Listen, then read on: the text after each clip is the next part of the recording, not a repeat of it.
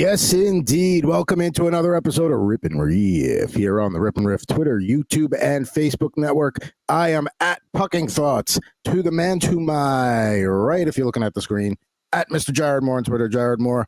Jared, this is the last episode for May. It's amazing how quick this year's going by. Time flies when you're underemployed. So it is what it is. I hope you like my weekly threat, by the way, on social media, which is becoming my new favorite recurring bit on the show. A bit that's not actually on the show.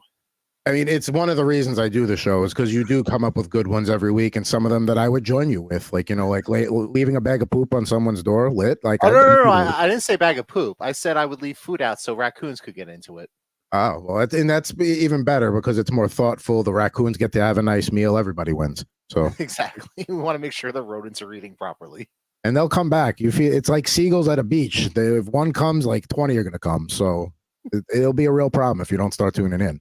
But nonetheless. I don't know that my threat this week is very good, only because I don't know that I would actually stick with it because I have a tendency to have a little bit of a lead foot when I drive. But I threw it out there for the people to check. Mr. Jared Moore on Twitter. See, that one I can't get behind. I can't get behind you driving slow in front of you in a one-lane road because, like, as somebody that that would really irritate whoever's behind me.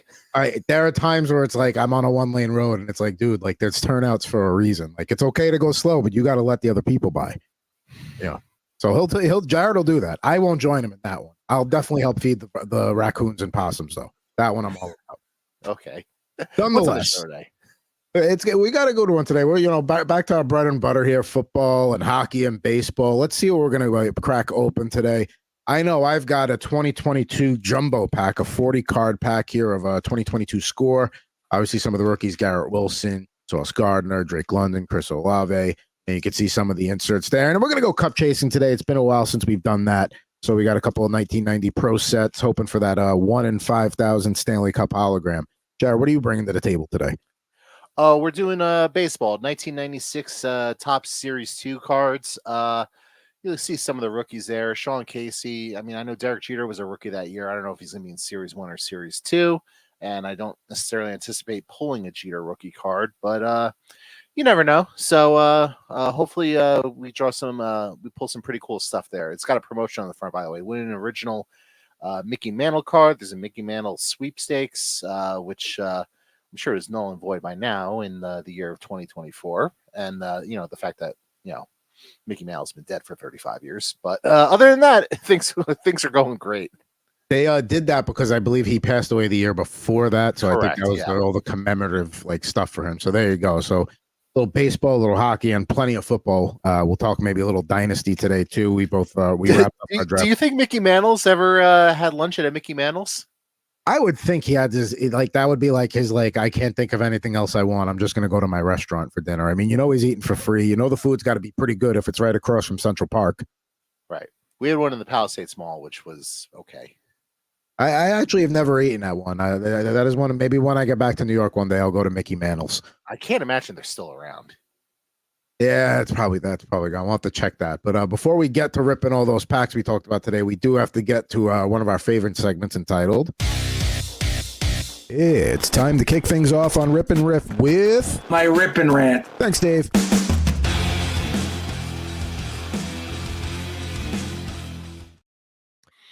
All right, so I'm going to audible into a different one I talked about pre-show. So do you want to go first or do you want me to go first? Well, now I'm intrigued by this audible, so go ahead. I don't want to interrupt this. So shout out to the city of Tucson, Arizona. I spent 2 days there with Christopher Mad Dog Russo back when teams still had spring training down there. City council voted 9-0 to not let the Tucson Roadrunners, the AHL affiliate of the former Coyotes, go up to Mullet Arena for the season and play the majority of the games up there. They have a hockey team they like. They support it. They go, and they fought to keep it, and they're keeping it. So even though Big Brother up in Phoenix wanted to move the team up there, no. They said, we're keeping our team. Go kick rocks. Kudos to the city of Tucson. You have a lot of tattoo parlors in the University of Arizona campus, but I don't know what else you got. But you really showed some chutzpah today by telling what's his face up in Arizona, the old Coyotes owner, like get that out of here. You're not taking our team. Now, is Tucson the AHL affiliate of the Coyotes? Yes, the Roadrunners. Okay. The Roadrunners are. Clever name there, the Roadrunners and the Coyotes. All right, so I see what they did there. So, yeah, that's interesting because obviously it's the AHL affiliate and the NHL team. I'm sure they're not very big fans of the Coyotes or the former owner Alex Morello or any of the other ownership groups prior to that, and their lengthy history of not paying their bills and not paying rent and stiffing vendors and all that sort of stuff. Allegedly, according to the Athletic. A shout out to Kitty Strang. Of course. Now they're going to play 6 games up in Mullet Arena. So like Phoenix is still going to get you got to at least like throw a bone to the real Coyotes fans that get screwed in this whole situation. So you're going to have a handful of games up there. But I mean, it's Tucson's team. Why should those fans, they support them, they go. Why should they have to, suffer the consequences of mismanagement from something that has nothing to do with them essentially? All right, now let me ask you an interesting question off of this because Arizona's been bad for a while. I liked the approach that they had with their rebuild, which was basically scorched earth, trade everyone, take on bad contracts, acquire $1 billion draft picks. You're not going to be good anyways for the foreseeable future. So be as bad as possible for, a 4 or 5 year stretch where, they're openly tanking, which I think rocks. More teams should tank. And now all that hard work is going to Utah. And Arizona has nothing to show for it. So I guess my question would be like, if you're a Coyotes fan, do you follow the team to Utah because like those are the prospects, the draft picks, the players on the team that you've grown attached and accustomed to, or are you in on Arizona 2.0 whenever Morello gets a second team? Because even if probably will never happen. It probably won't happen. And even if it does, it's not going to happen for at least 4 or 5 years. So I am absolutely, listen, Utah is not that far away from Arizona, same time zone. You're still in the same division. So, and I would love to assume that they're still going to televise the games in the Phoenix and Arizona market, at least for the first few years. I know the Raiders used to be obviously in Oakland. So up here in the North Bay where I am, we were still getting the Raider games like they were the local team for the first couple of years. Now that started to fizzle out a little bit because they've been in Vegas. So I'd like to think that they're going to still show all the games there. So yeah, I'm absolutely rooting for that team. And it kind of sucks because now you have an owner that's going to, okay, we did all the crappy part of the rebuild, with sucking and acquiring picks and bad contracts. Now you got the owner that's going to start spending money. The fun part of the rebuild where you go get players and like, you'll still be bad for a couple more years, probably just because, there's not a lot on that NHL roster as is, but they have so many draft picks where they can just go out and they could make any trade they wanted to. They could go make the Mitch Marner trade tomorrow if they wanted to, because they have all the picks to do it.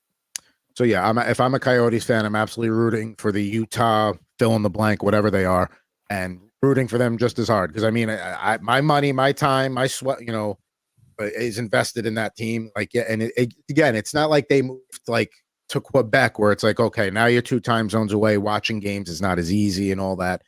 You can still operate, except for going to the games. You can still essentially operate the same way as a fan.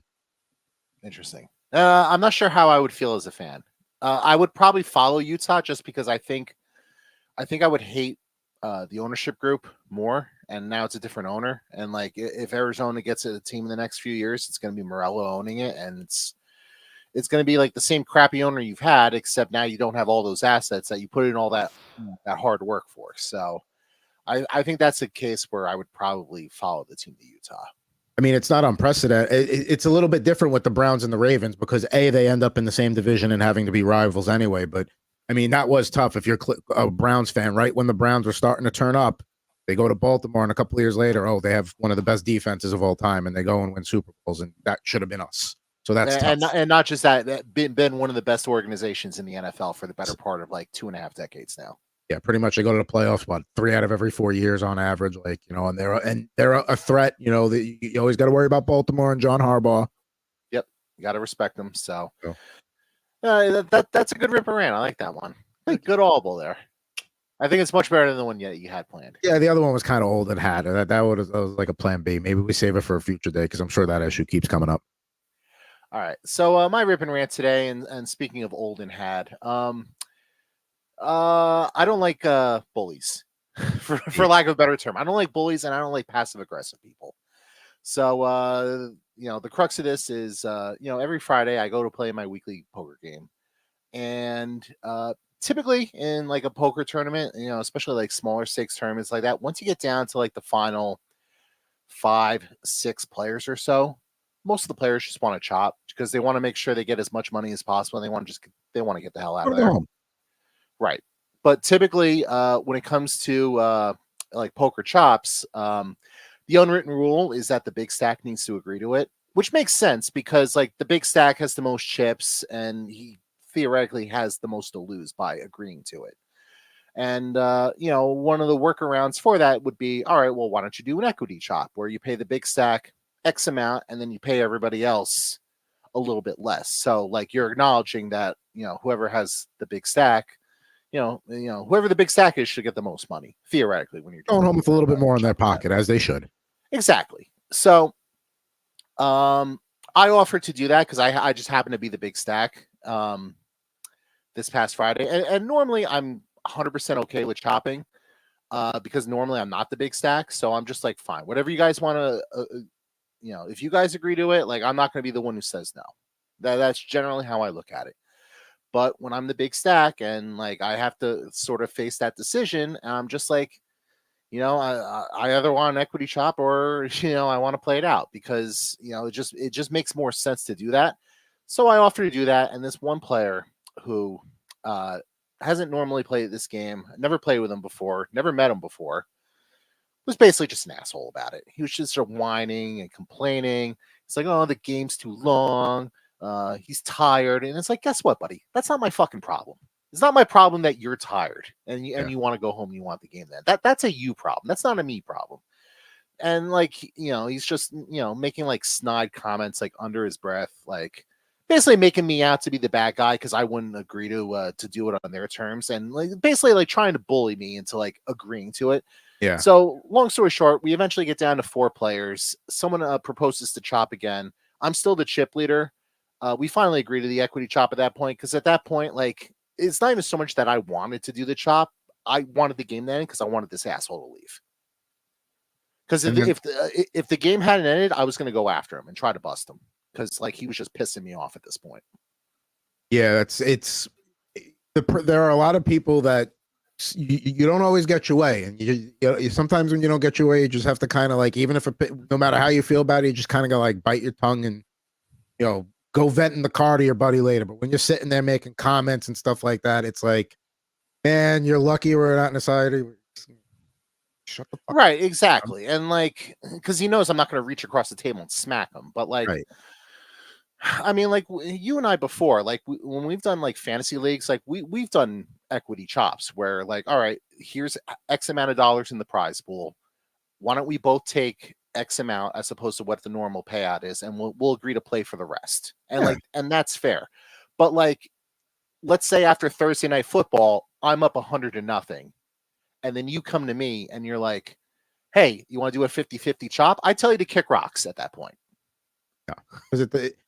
We could have did that before the Thursday night matchup or whenever first kickoff of the first game was. If you wanted to do but I don't want to do that. Like I love the split the pot, so we each take a portion and then we play for that remaining third, and that way it's everybody walks away happy. Everybody puts some money in their pocket and profits off the season, and then somebody just happens to get a little bit more that they can do whatever they want with.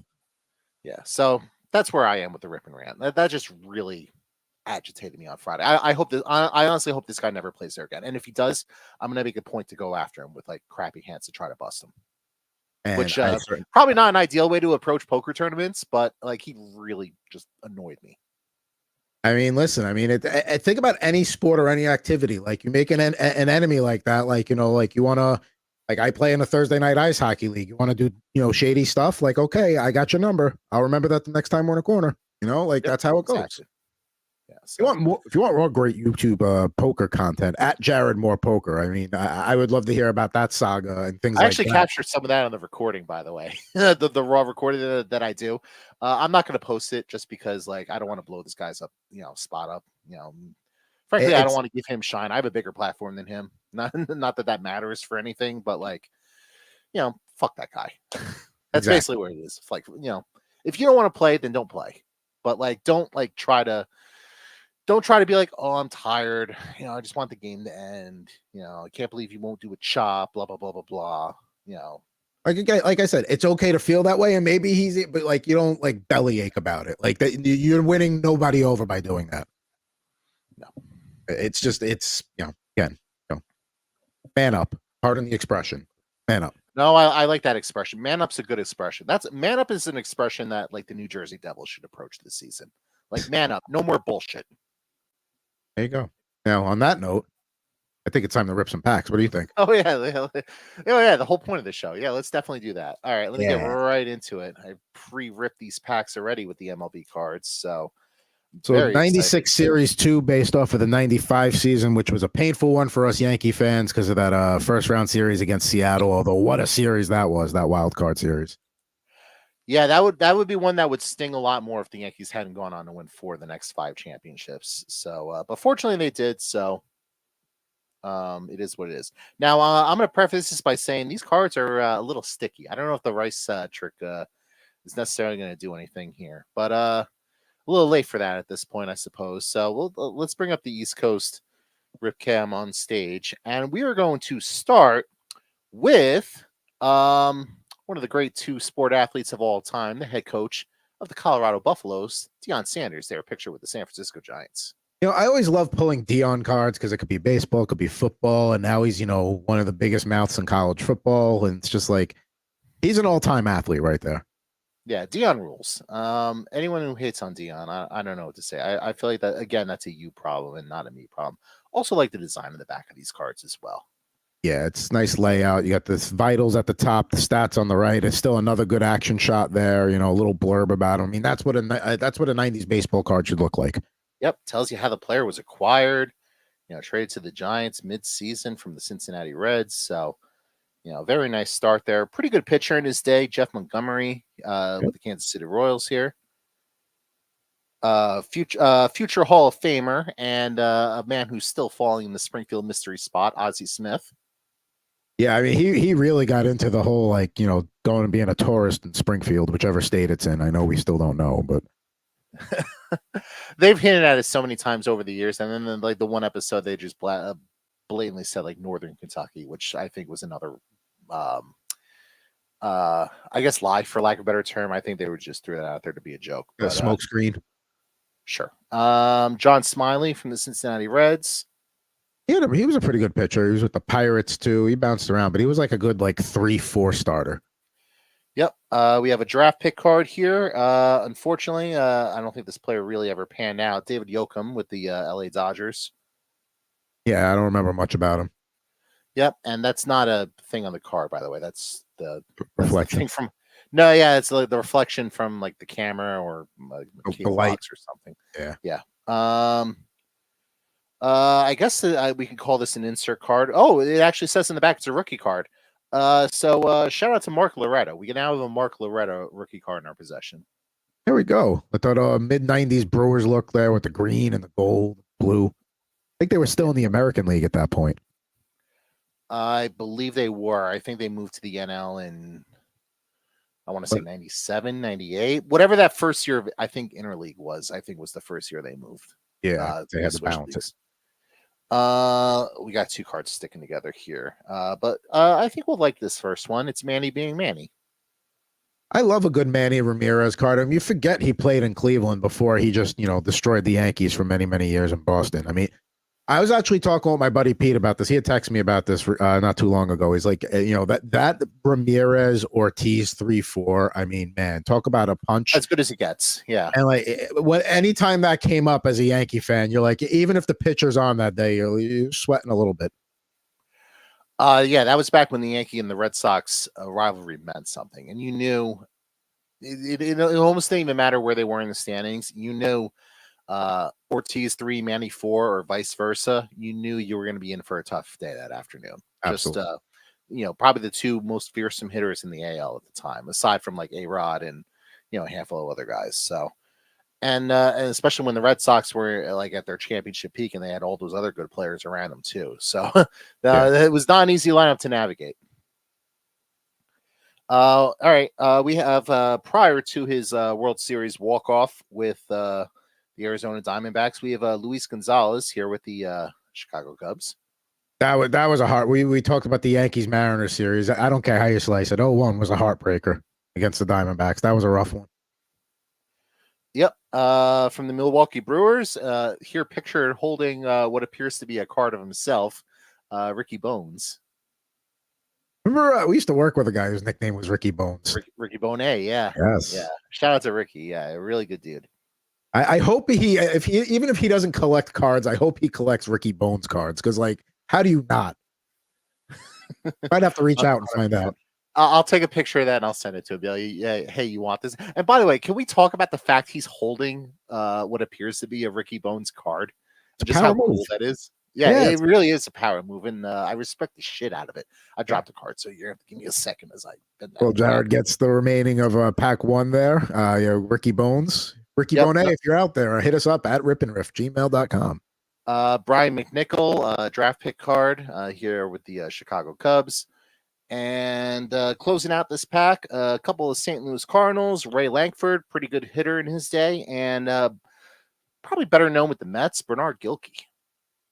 So Ray Lankford, yes, very underrated outfielder and player in his day. But yeah, Bernard Gilkey used to play right field for the Mets in like the mid to late 90s. Yep. Remember him. So pretty solid pack. Definitely a lot of guys who that I remember. I mean, this is my era of baseball. The mid 90s, like just as the Yankees were getting like really good, and you have all these other teams at the time where you're like, all right, these teams are standing in the Yankees' way. Like, let's go, let's dominate these guys. So yeah, it used to be like Texas was like used to sweep them in the first round, and there was a couple of years where Baltimore was really good. The Jeffrey Mayer era. Yeah, Minnesota used to be first round fodder for them too. Like those were good times. Yep. So we go right from that to picture with the Boston Red Sox here, Jose Canseco. Bounced around a lot for the last few years. I mean, yeah, that home run go off his head in Texas. Obviously, Bash Brothers days with the anniversary of that came up the other day. He had tweeted about it. I like Jose Canseco. He's a character. That's also in that Simpsons episode. Somebody tweeted. Somebody tweeted that like Jose Canseco is like, I'm mad at two people today, and then they replied with a picture of him carrying the washing machine, and the caption was, one of them is this lady. See, that's funny. So shout out to him. Chad Ojea with the Ojea with the Cleveland Indians. The father of Delano DeShields Jr. We got the original here, Delano DeShields. Good baseball name. He played with the Expos too. He was good with the Expos. Yep. We got a Yankee card here, a little Star Power insert card. Another Simpsons episode alumni here, Wade Boggs. Lord Palmerston. Pitt the Elder. We got another couple cards sticking together here, so we are going right. That's a cool. I like that Star Power card. I like that. I like that as well. A rookie card here, Jose Herrera, here with the Oakland A's. It also really chafes like Red Sox fans that Boggs got his ring with the Yankees. Good. Yes. It's fact. Yeah, him and I guess Clemens to a lesser extent. And like he's like a cult hero. He was on Cheers a couple of times. They stole his pants at the end of the episode because they thought he was a fake Wade Boggs. He had they did an It's Always Sunny episode about him, about the time he drank however many beers it was on a cross-country flight. So they all tried to emulate that. I mean, he's a cult hero. He is a cult hero. Mickey Morandini with the Phillies. He was a good second baseman on those early 90s Phillies teams. Yep. I'm a little annoyed these cards just keep sticking to each other, but it kind of is what it is, unfortunately. Brett Butler with the Dodgers. Also good second baseman. Here he is before he turned white, Sammy Sosa. I mean, yeah, he definitely, his skin tone definitely, like, you know how like when you edit photos, like you can move the sliders around, like the black went all the way down and the white went all the way up on the Sammy Sosa editing there. As I sneeze into the mic there. So as long as there's no boogers on it, you're good. No boogers, so we're good. Another now appearing, looks like a rookie card here. John Wasden from the Oakland A's. Unfortunately, I don't really remember the players, so can't really say much about him. Nope. And we finished this one off with at least one solid player. Bill Swift here with the Colorado Rockies. I remember him with the Mariners and the Giants, I believe, too. He was a solid pitcher, Bill Swift. Yep, and Jeff Becerra with the Montreal Expos. Do you think they bring the Expos back one day, or you think that's like kind of like Quebec in the NHL, where it's like, yeah, everybody would love to see it, but it ain't gonna happen? I mean, can I get the stadium figured out? That's gonna be ultimately, whether or not they get it. I have no idea where MLE is gonna go when they expand. Because obviously now you have the A's moving to Vegas. I know they say the stadium's gonna get built in Tampa. Again, I'll believe it when I see it. That saga's just been going on for so long, and they need those two situations resolved before they look to go elsewhere. I've heard the but name yeah, Portland I mean, like, where around. would you go? I mean, would you go? I've heard Portland being kicked around. I think that would be a good market because you could use a little more presence out west, I think, especially if you moving the A's to Vegas. But Portland would be a nice place to go. Nashville's one you mentioned. They've been a AAA city forever. I've heard Indianapolis, but I feel like they're more of a AAA city. Do you replace if Oakland can get a stadium situated? Can you go back to Oakland, or the Giants, block that too? I mean, if you get the stadium situation in Montreal figured out, I think that's got to be a top priority. They'll never do it just because of territorial rights and all that sort of stuff. I want them to put a ballpark in the Meadowlands. Like, give Jersey a team. Like, I would abandon the Yankees so fast and just and go out to the Meadowlands for like $10 a game and just watch, the New Jersey Jackals, or the New Jersey Jackals are a team, but you know what I'm saying. Watch them as they welcome in the Minnesota Twins on a Tuesday night. Like you said, probably will never happen because of territorial rights. Otherwise, Toronto would have had a second hockey team probably a long time ago. But I mean, New York definitely has the numbers to support a third baseball team. You would piss off a lot of people by putting a third team there, but they definitely have the numbers to support it. That's also part of the reason I want it. And we got some comments in the chat here. Chris asking, can someone tell me how the Mets are doing? Asking for a friend. Yeah, the Mets stink. They are. It's always good when you have the GM basically saying, yeah, the team blows at the end of May, and we're probably gonna have to trade guys. And the good news for the Mets is you got a lot of starting pitchers who are on one-year contracts who they should theoretically be able to flip for whatever draft picks. And well, I don't even want to say draft picks. It's not really how it works in baseball, but you can get some decent prospects for that. The Mets should use their money to basically just buy as many prospects as they can over the next 2 years, because they're not winning anything in the next 2 years. So, spend $270 million on payroll, get all these 1-year rentals, flip all these guys. Like, if I were them, I would not pay Pete Alonso. Like, I would either trade him or let him walk in free agency, and just try to clear as many of the bad contracts as you can. Now, is that going to work in New York? I mean, they say New York will not accept the rebuild, but if you're upfront with them and tell them like, hey, we're doing this, New York fans are like, the Rangers kind of did that when they sent that infamous letter to their season ticket holders a few years ago, like, hey, we're going to trade some of your favorites and blah, blah, blah, but it's necessary to move forward. I mean, yeah, like it kind of got a little expedited when they signed Panarin, but that's the thing. Like, even that lasted like a year, and then like that went out the window as soon as like Adam Fox only wanted to play for them, and Artemi Panarin only wanted to play for them, and Jacob Trouba wanted to trade to New York. Like, that's how long that lasted. And then it's like, yeah, we're going to be good again. And yeah, it helps when you have, 3 key pieces. You say what you want about Trouba, he's an important player for them. You have 3 pieces like that going, like, yeah, I'll be okay going there. It's like, oh, okay, maybe we'll expedite this a little bit. Shout out Chris, by the way. Also, he lives in Montreal. He knows all about the stadium situation. So we've talked about that on Total Hockey Now, which we usually Tuesdays. We're going to be out tomorrow talking about both series, Conn Smythe odds, all that good stuff. So make sure you check that out. Total Hockey Now. There you go on all social media platforms. Yeah, and, definitely talk about the big news of the week, which was the Jets hiring Scott Arniel. Yeah, so we will cover that because they promote. I actually like the move, and Chris was making reference to the Mets there, Subway to Shea for at Ant Rivera 86 quality Mets work. You think it's time to get to some football cards here? Let's do it. All right, this is a 40 card jumbo pack, so we will move along when we have to. Now, I thought I felt something thick in there before the show. Did not look That's like what it. she But said. hang on, but there we go. All right, so we'll see as we get through the pack here. Although I do see one card corner is already kind of curled, so I'm not a fan of that. But let's go here. We got first up Michael Brockers, pictured with the Detroit Lions there. Kind of, he I had. believe he just called it a career the other day. Now, speaking of a guy who called it a career, but maybe in his own mind refuses to, Cam Newton.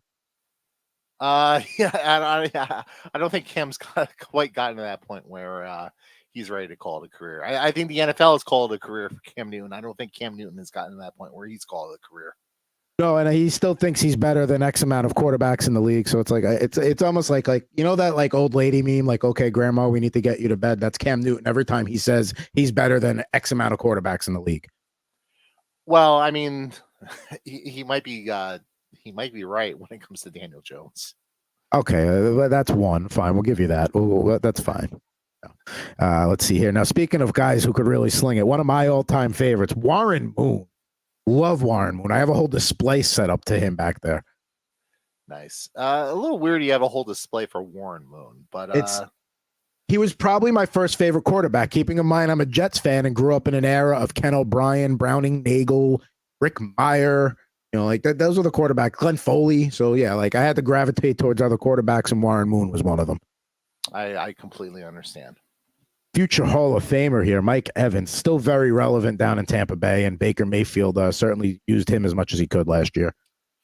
Yeah, I don't know how many years he has left, but he just re-upped there for a couple of years, and like you said, he's a guy should be a first ballot Hall of Famer. I know it doesn't always work that way with the wide receivers and the way the Pro Football Hall of Fame voting works, and just the backlog, and it's always politics and stuff like that. But like he's done everything you can in your career, including winning a championship, multiple time All Pro. Like he's a no brainer. Speaking of Hall of Famers and politics, Steve Largent. Speaking of, I don't have anything to add. I don't know anything about Steve Largent's politics, nor do I care. No, but those are some sweet Seahawks jerseys there. Now we got a couple of running backs back to back here. Travis Etienne Jr. How do we feel about how he's done so far in Jacksonville? I feel like he's just a guy.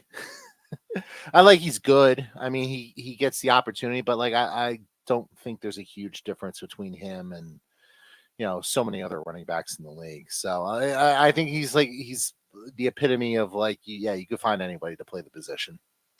Guy I'm counting on this year, Mr. Javonte Williams. In our league, I made the move for him last year because I needed the running back. So like that move was for last year and for this year.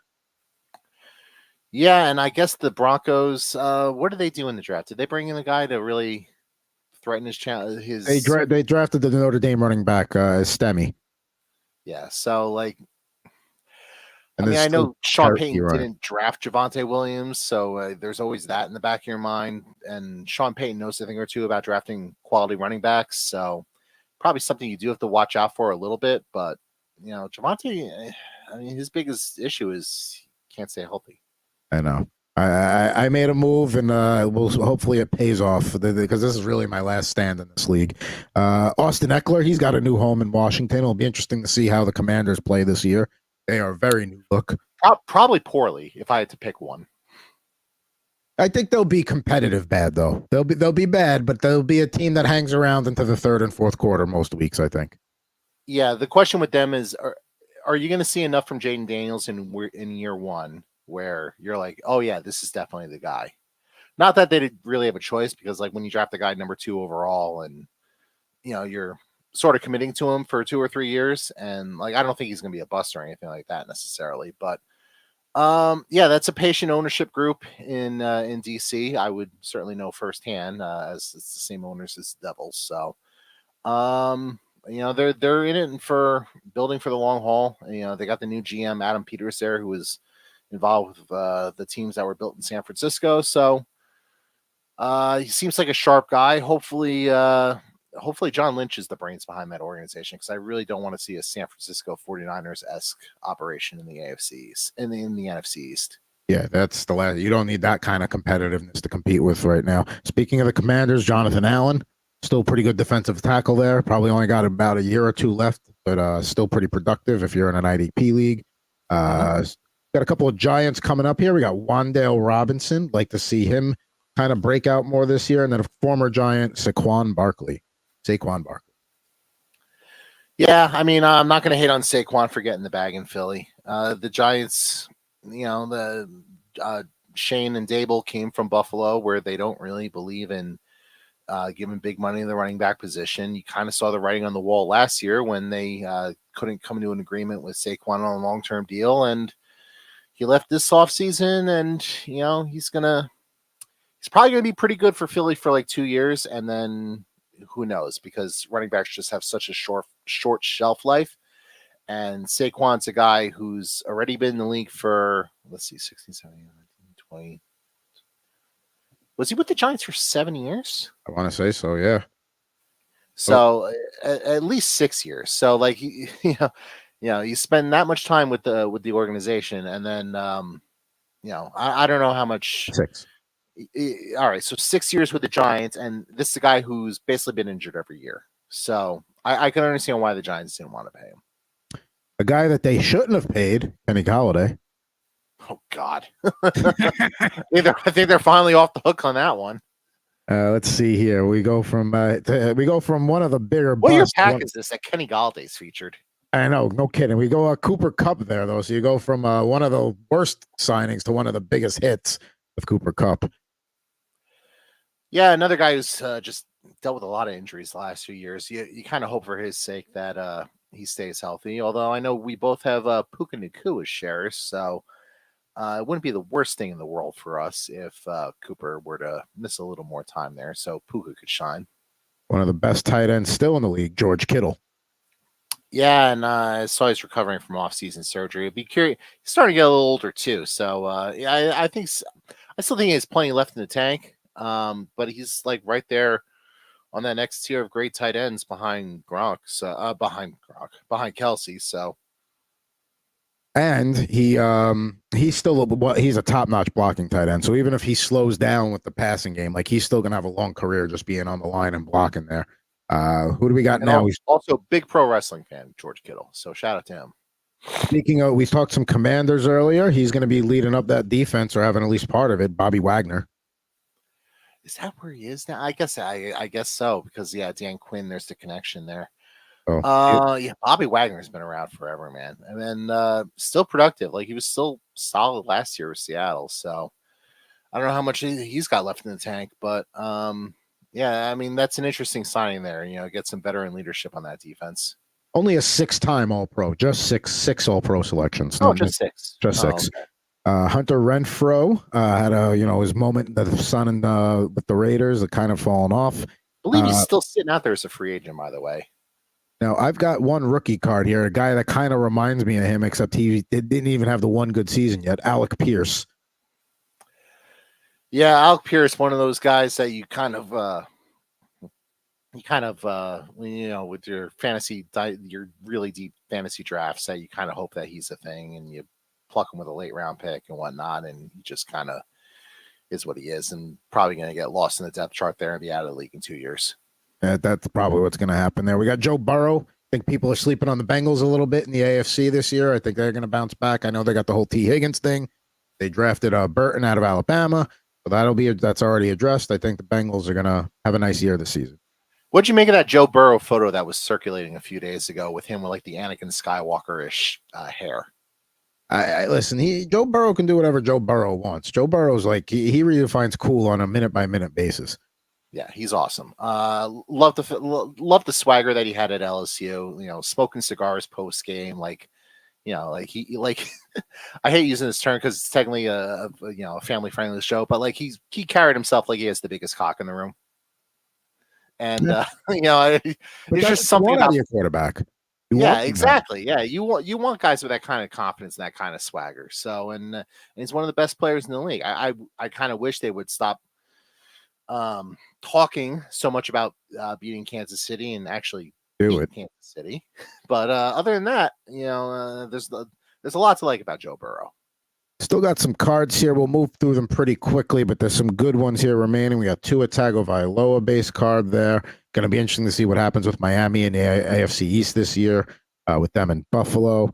What else do we got here? We got a couple. We got Minka Fitzpatrick, pictured with the Steelers there, former Dolphin. Let's see here. Matt Judon with the Patriots. Few rookie cards coming up. Kennedy Brooks not doing much for you there. Matt Corral not doing much for you there. Phil Darian Mathis not really doing much for you there. We got a Kenneth Walker rookie though. It's not bad. I mean, we'll see what that whole offense looks like now that Grubb's the offensive coordinator, and Pete Carroll loved to run the football. Now he's not there anymore. They spent the draft pick on Walker. They spent the draft pick on Zach Charbonnet. Geno Smith's still there. I don't think Geno Smith was really the problem with that offense last year. So they got pretty good receivers there with Metcalf and Jackson Smith and Jigba, and Tyler Lockett's still there. So I don't see why Seattle has to be bad this year. No, they could still be a very competitive team. I know it's a tough division with the Niners, and the Rams were a playoff team last year, and there's no reason to think they can't get back there this year. But the Seahawks can still be very competitive. Jamal Williams kind of fell off a cliff last year with the Saints. We'll see what happens with him this year. A little red parallel there.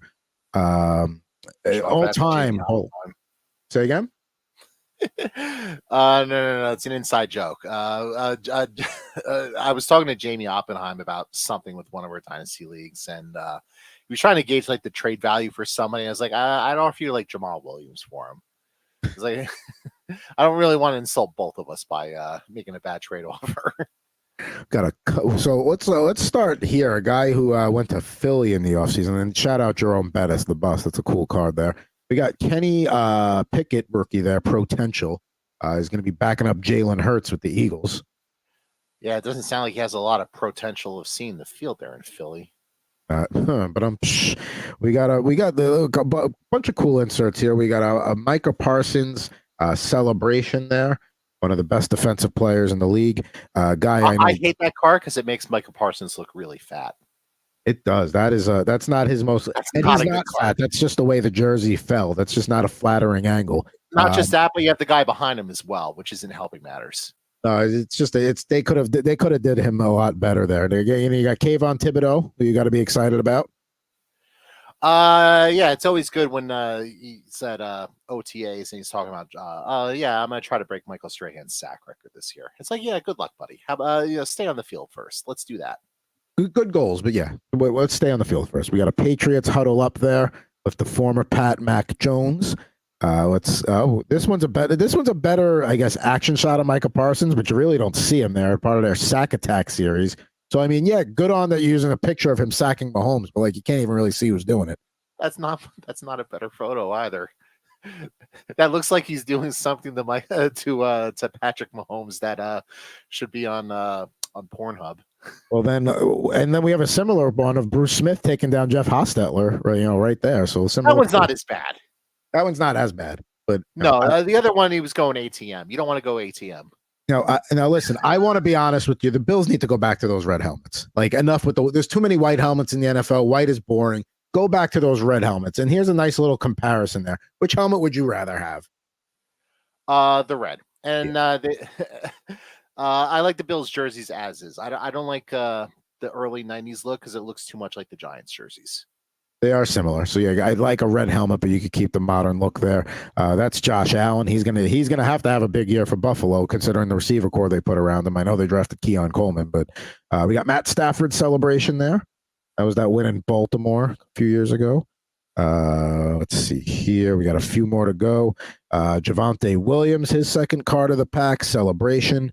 Celebrating staying on the field for more than 5 minutes. This is a guy, a first ballot Hall of Famer, who has not had the best post-career reputation, Mr. Brett Favre. No, he is not. I'm not going to add anything else to that. I don't want to get sued. So then we got and here's another sack pose, but at least this will a TJ Watt on Baker Mayfield there. Yeah, and it should be mentioned, by the way, TJ Watt shares a sack record with Michael Strahan. Although I guess you could say Strahan has it because it was less games, but also Strahan only has it because Brett Favre laid down the last sack. Yeah, that was Yeah, he tripped. So funny how all these cards sort of tied together. Give me a Michael Strahan here to close out the pack. I can't give you a Michael Strahan the wrap. I got a Jalen Waddle. It's a nice little celebratory photo. I've talked about how big a fan I am of Jalen Waddle. And this one's kind of a cool one, actually. And maybe it could be worth something someday if he has a big season. Kyron Williams potential.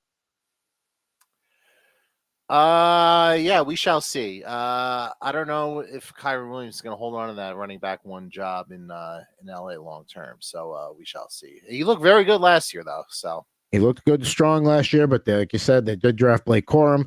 So we will see. Now we've gone through the football pack, but it's time to do something we haven't done in a while.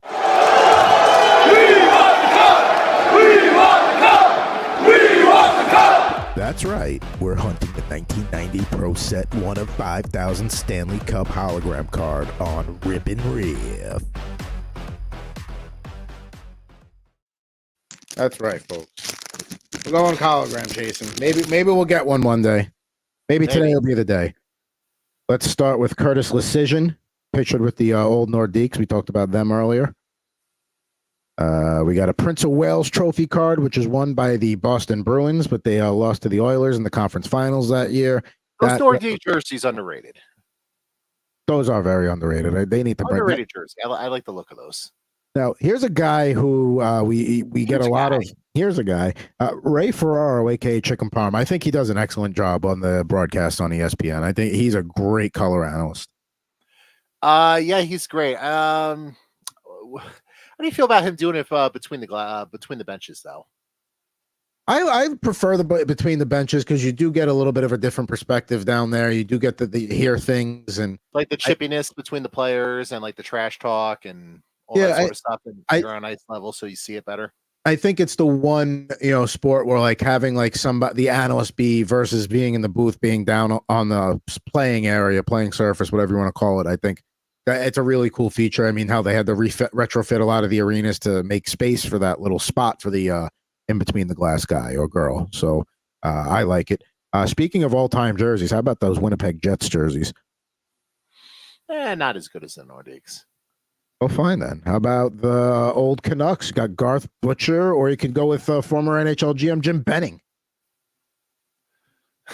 Jim Benning. Oh boy, there's a name. Yeah. Very curious to see what the Canucks do this offseason. I know Jim Benning's not the GM there anymore. If he were the GM, I know exactly what the Canucks would do because they would give a bunch of crappy fourth liners and third pairing defensemen like 4 years a term and try to double down on this past season and then wonder why it doesn't work. Yeah, that's basically the Jim Benning 101 move right there. Like that's what he does. Jim Benning signing this offseason. If he were still the GM of the Canucks, like he would give. Did you happen to see that Pierre LeBrun story about some of the UFAs the other day? And he was talking about Max Domi, and the way he phrased it was basically like, I think Max Domi would be very open to 5 or 6 years worth of term at like $5.5 million. He's like, yeah, I bet he would. And who the GM who would give him that? Jim Benning. Yeah, that's a little steep for Mr. Domi. We got Derek King with the Islanders there. Gary, nice mullet there. Yeah, that's a good flow. It's definitely moving with the skating. Like you could tell he's like mid warm up there. We got Gary Suter, who's clearly in a practice jersey there with the jersey tucked in. See, we got Lyndon Byers pictured with the Bruins. Paul Ranheim with the Flames. This pack is not going to have an hologram. Jim Johnson, American Hockey Gate, Brian Mullen, played with the Rangers for a while. And then our All-Star, we got a Guy Carbonneau Canadians card. And then our 2 All-Star cards in the pack is Lucky Luke Robitaille, one of the best left wings of all time. And speaking of TV analysts on ESPN, Mark Messier. Yeah, he certainly is one. You know me, I'm not a big fan of Messier, so it just kind of is what it is. I don't think he's a great analyst, but I do enjoy how he just like visibly will just show his disdain for like PK Subban at any given point up there. I do enjoy that. Yeah, I do like the whole old school, new school dynamic between the two of them. I mean, it's like the hockey version of the Odd Couple. Now, we would unfortunately no holograms here, but we do have a nice Wayne Gretzky base card right there. Never hurts to get a little great one. Heard of him. Solid player. One of the better defensemen of all time and a former Devils coach, Larry Robinson. Yeah, coach of the 2000 Stanley Cup champion New Jersey Devils. So shout out to Larry Robinson. So He's one of those. He's one of those guys I need to get a Devils autograph puck for. I have a short list of guys I'm working on, and that's one that probably needs to prioritize. I don't want to sound morbid, but I don't know how many more years Larry Robinson has left with us. So that's one I might need to get off my ass and actually start doing some work towards trying to find one.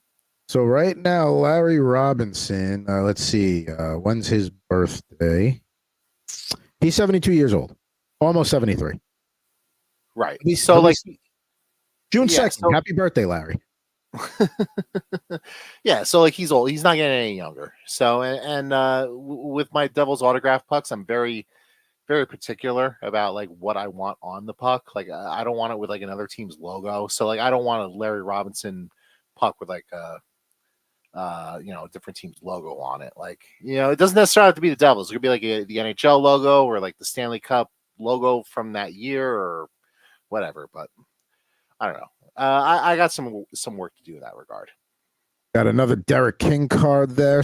We talked about nice jerseys. Of course, the classic green Whaler jersey there with Grant Jennings wearing it.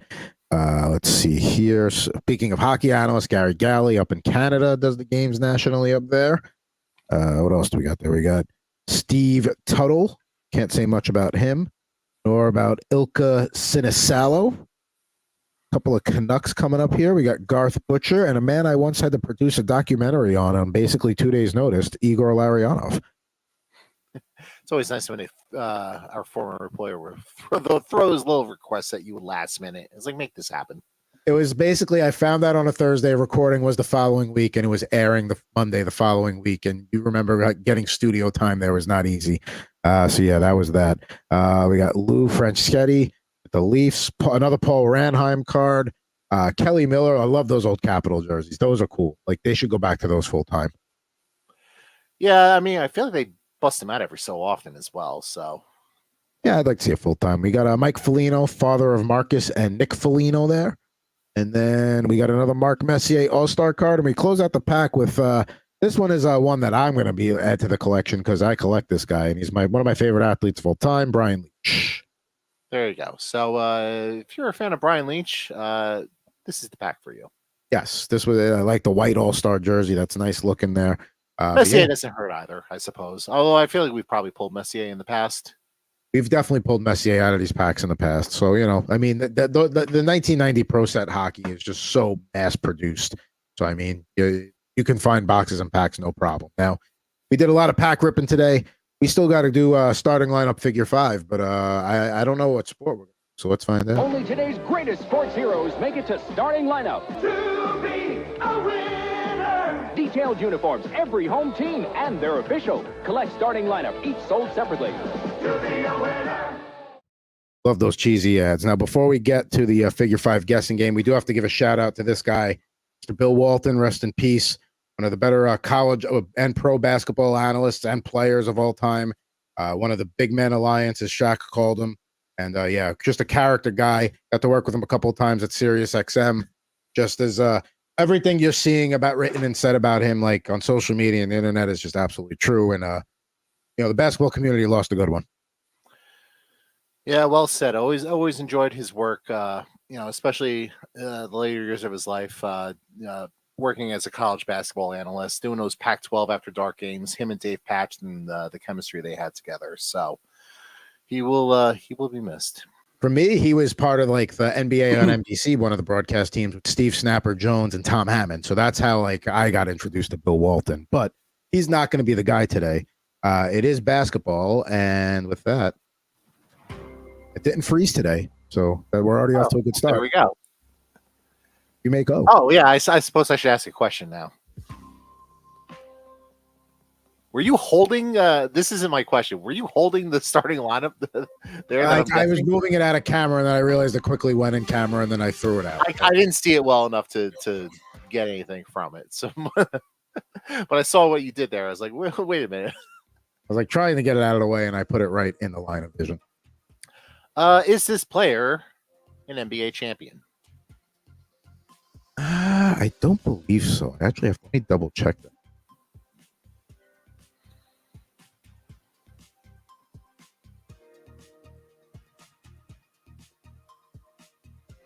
No. No, never won a championship. All right, so that's interesting.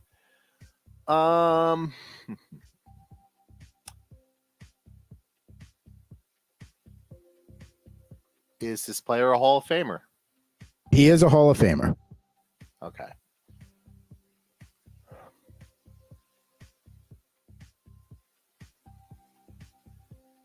Did this player primarily play in the Eastern Conference? No.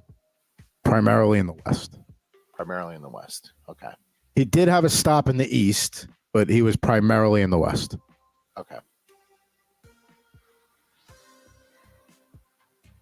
Hall of Famer, did not win a championship. Just thinking about some of those like 90s NBA teams now. Let's see.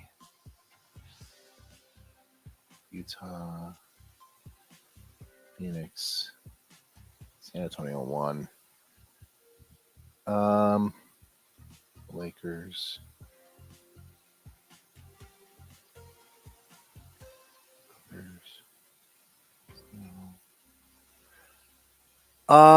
Did this player play for the Seattle Supersonics?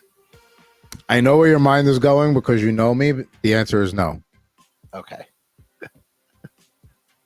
For the record, if it's the same person, he was almost who I picked today.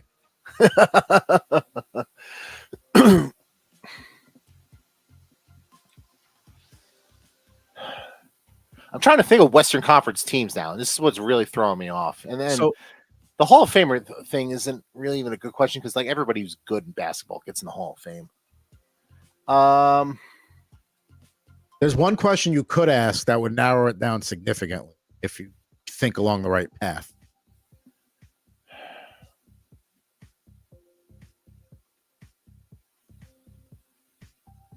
I'm just trying to think of like Western Conference NBA teams now. They were in the playoffs a lot, but they never really went deep.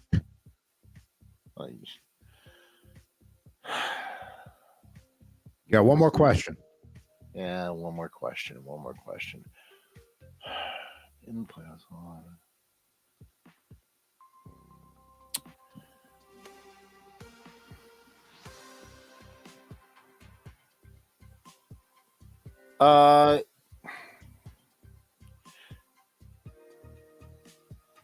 You're really thinking about this one. I really am. It just shows how little I know about the NBA, which is what's killing me right now.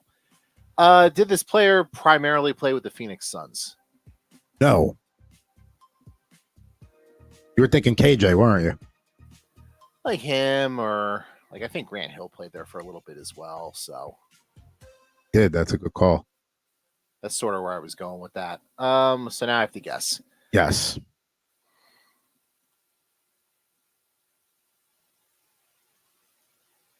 House.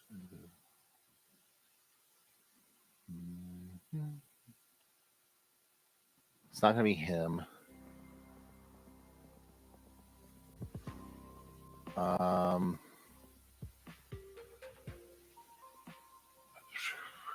Vancouver, no.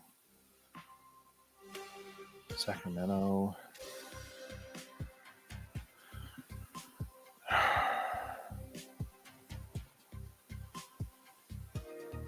Is it Vlade Divac?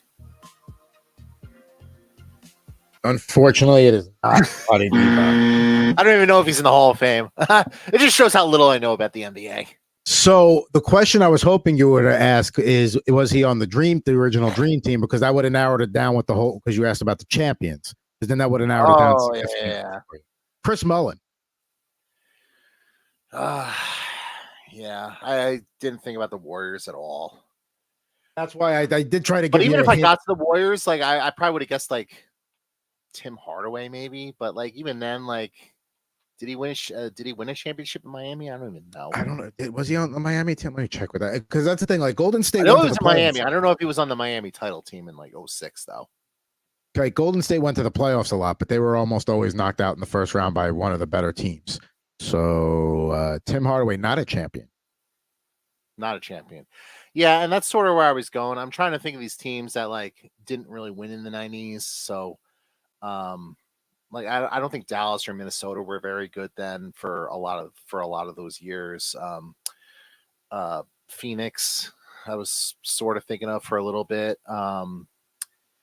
Utah, I guess, but like, you said primarily in the Western Conference, so I figured, all right, that eliminates Malone and Stockton, so move on there, and I just sort of ran out of places to go. What I could have said he had to stop in Indiana in the East because he did get to the finals with them. They lost the year they lost to the Lakers. I could if I had just pulled Sean Kemp out instead, you would have gotten it on 4 questions, but. Yeah, most likely. Oh, well, it is what it is. Can't get them all.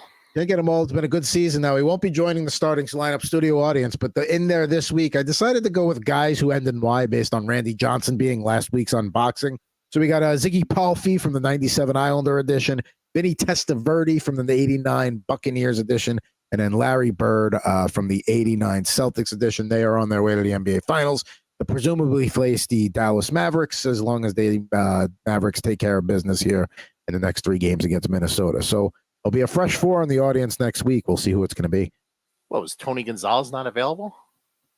I don't have, there is a Tony Gonzalez starting lineup, but it's a rare one. So I sold that one because I got like $12 for that one. So, and that's pretty high for like, so there was one, but they're rare. You don't see them a lot. So how about that? Now it's we covered all 4 sports today. We did a little hockey, we did a little football, we did a little baseball, and we just wrapped up with a little basketball. So don't forget, we got a fresh Total Hockey now coming right your way tomorrow at 5:00 Eastern, 2:00 Pacific. Also, you can get some hockey coverage. The Devils, they had Sheldon Keefe as their new coach. We talked about that last week. All about thejersey.com. You can see Jared's the Devils work there, and of course, YouTube at Jared Moore Poker. But at Mr. Jared Moore, there we go, that way, not this way, but that way. I am at Pucking Thoughts Adam Bernard. We're back with you next Wednesday with a brand new episode of Rip N Riff here on the Rip N Riff Twitter, YouTube, and Facebook network. Toodaloo.